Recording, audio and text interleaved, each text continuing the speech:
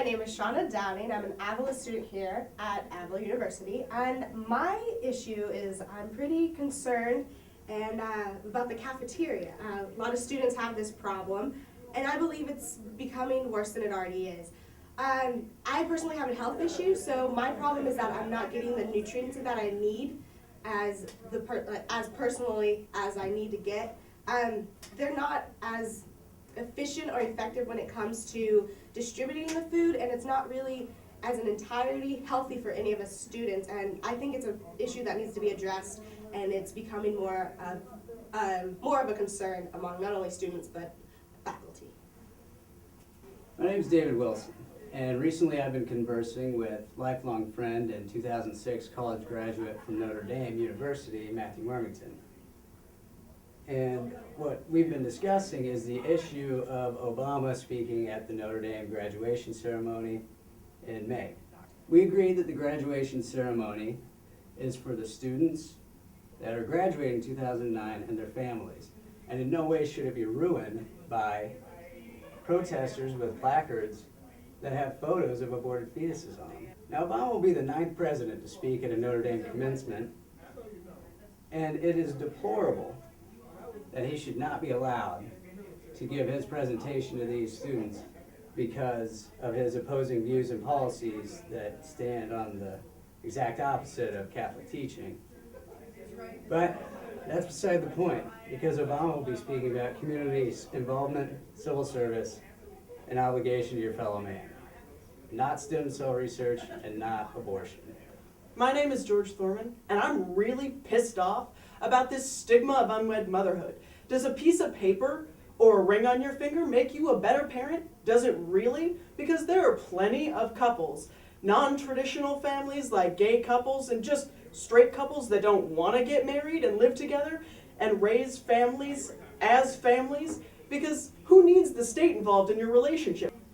It's such a load of crap. It really is, and I don't understand it, and I'm horrified about these people that are so close-minded. In Little Rock, Arkansas in 2005, they made a law banning adoption or foster parenting by unwed couples. I am so sick and tired of the politics in this country. It's not the Democrats and it's not the Republicans that are the problem, it's both.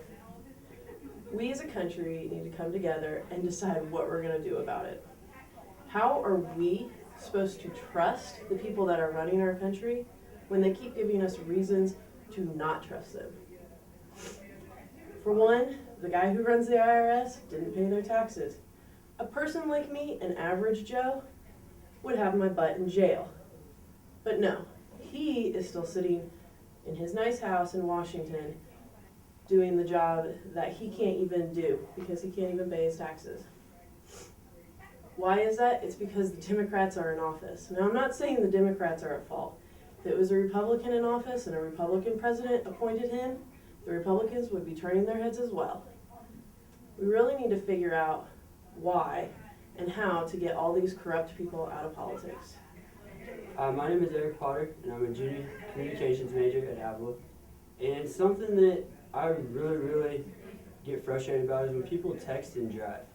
To me, it's something that people need to take seriously, and I see people all the time, my sister included, driving and texting. One of my friends was in a very bad car accident and flipped her car 12 times and almost died from it. Luckily, for her sake, she didn't have her seatbelt on and she flew from the car instead of having the windshield go right through her head.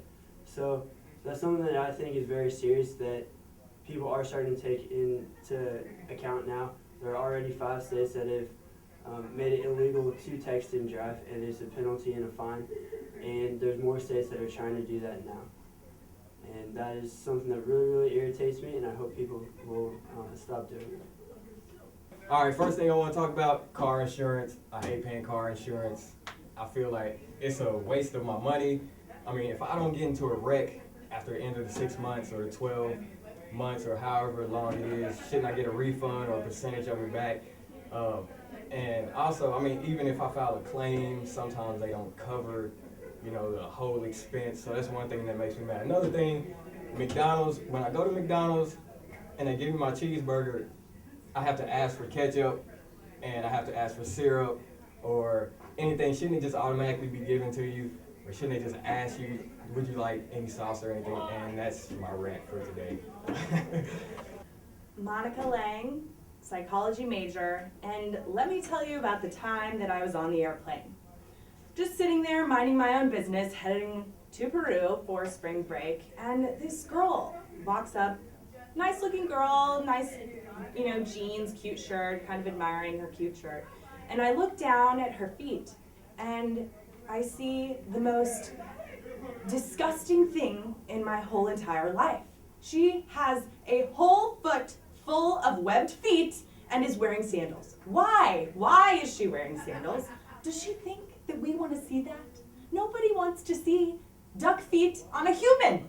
Please, please, can we send out just a little FYI? Don't wear sandals if you have webbed feet. My name is Melinda Hathaway. I go to Adler University and my major is English. Okay, what I want to talk about today is when guys try to talk to you and they got car seats in the car. Why are you trying to talk to me if you got kids? That means that either, you with your baby mama, and how are you going to talk to me if you already, in a relationship with somebody else? And then, what makes it even worse, you got 2 car seats in the car, not 1, but 2. That means you have 2 kids. And I don't want to talk to nobody that already has kids. I want to start, fresh and new with somebody before they have kids. And that's my rant and rave. Hi, my name is Jessica Morrow, and I'm 20 years old, and I attend Apple University in Kansas City, Missouri. What really bugs me is when you go out for a great evening with your friends and you go to a restaurant and your server is just really rude and makes your evening not pleasurable, and they're just act like they don't want to be there, and you're there serving me and I'm paying you to make me have a good night and you're acting like a jerk. That's my first pet peeve. My second pet peeve and thing that bugs me is when you're out with your girlfriends again trying to have a good night and you have annoying guys yelling at you, telling you, hey baby, da da da da, and it just makes you feel, you just get so mad and they won't stop, and I just think, guys, how are you ever going to get a girl like that? It's just stupid. Anyway, that's what really bugs me, and thank you. Jake Zinn, marketing major, Apple University, and I want to rant about girls acting cuter than they really are. To me, like a girl that used to probably be really cute in high school, she still thinks that carries over into college, and maybe she gained freshman 15, or maybe she's not quite as cute, but she still tries to act as cute. She has a nasty attitude that goes along with it, and it's really frustrating as a person who's like, hey, trying to be their friend, trying to be nice to them, and they try to get stuck up, and they're like, oh, I'm so cute, and you're like, really not as cute as you once were, and maybe you should buy some new clothes. Maybe you should, change that nasty attitude because it's not cute anymore, and I just can't stand girls that think they're cuter than they really are. My name is Ayane Furusawa. I'm Avila student. I hate someone who is smoking in a car, especially they have kids. And when I was riding back seat, the driver was smoking and opened the window and flicked ash from his cigarette, and some ash came to the back seat. I hate this. I'm Rosa Chen. I'm from Missouri, Kansas, Missouri. What makes me angry? People drinking and driving make me angry. A lot of people die drinking and driving, especially teenagers. After have alcohol, your body is out of control. You cannot control your body, your mind, and yourself. You don't after drinking, you don't know what you are talking about, what you are saying. People should love themselves. Don't let the alcohol control your body.